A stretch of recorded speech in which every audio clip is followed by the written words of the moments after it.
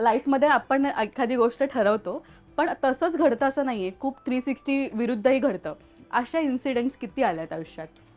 आणि एक अशी इन्सिडेंट जी कायम लक्षात राहील की ही शिकवलं पण हिनी, पण हिनी माझा डाऊनफॉल पण खूप बघितलाय त्या सिच्युएशननी. म्हणायला गेलं तर महिन्यामध्ये 2 किंवा 3 असे इन्सिडेंट घडत असतात जे तुम्हाला म्हणजे तू हे नाही सांगू शकत की तू आज जी आहेस ती 2 महिन्यापूर्वी तू तशीच होतीस. म्हणजे प्रत्येक प्रसंग हा तुला काहीतरी शिकवतो.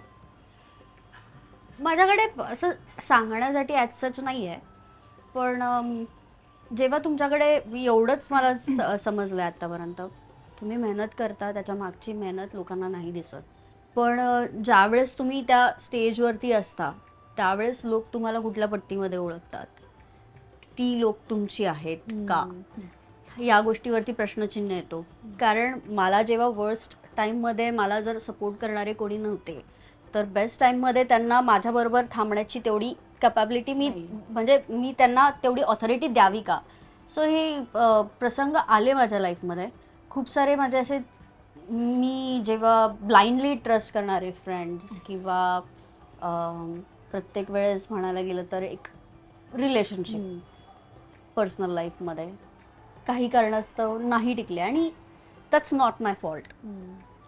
बिईंग पर्सनल लाईफ मी मला असं वाटत नाही की हो समटाईम्स असू शकतो. एकदा झाला आहे माझ्या लाईफमध्ये तसा की I lost the best person of my life and मी हे बोलते आहे पण मला याच्यामध्ये काही वाटत नाही कारण येस कधीच नाही बोलले. आणि I was surprise when she started. पण आपण एक्सेप्ट एका पॉइंटला ते स्वतःला एक्सेप्ट करावं की झालंय आता हे आपल्या लाईफमध्ये, ठीक आहे, move on. Yes what next?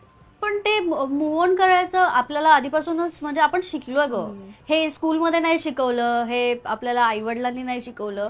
पण जसं आपण अडल्ट होत जातो म्हणजे मोठे होत जातो, काही प्रसंग होतात, आपण मूव्ह ऑन करतो. बट एक स्टेज येते जिथे तुम्हाला मूव्ह ऑन पण नाही करायचं आहे त्या गोष्टीला. म्हणजे आय डोंट नो ही फिलिंग काय आहे माझ्या आयुष्यात. बट लास्ट इयर मी 3 वर्ष काम सोडून दिल्यानंतर काम सोडलं मी. माझी मुरांबा सिरियल मी सोडली कारण मला वेगळं काहीतरी करायचं होतं. And at the same time माझ्या पर्सनल लाईफमध्ये सुद्धा खूप सारे अप्स अँड डाऊन्स येत होते.